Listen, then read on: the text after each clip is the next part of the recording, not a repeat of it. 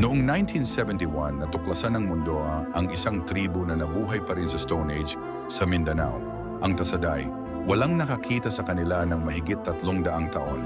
Nakatira sila sa mga kuweba, walang metal tools, walang modernong gamit. Ang National Geographic ay nag-feature sa kanila. Mga scientists mula sa buong mundo ay pumunta para mag-research. Pero lahat ng ito ay kasinungalingan. Si Manuel Elizalde Jr. ang nag-orchestra ng elaborate deception na ito. Ang mga tunay na indigenous people ay pinilit niyang mag-acting na primitive habang winawasak niya ang kanilang mga komunidad. Bakit? Para takpan ang illegal logging at mining operations niya sa protected forests.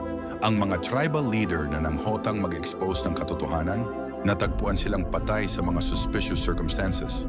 Habang ang international community ay nag-celebrate ng remarkable discovery, nagaganap ang genocide at environmental destruction. Sa loob ng maraming dekada, ginamit ang scientific fraud para sa pagpatay at pagwawasak.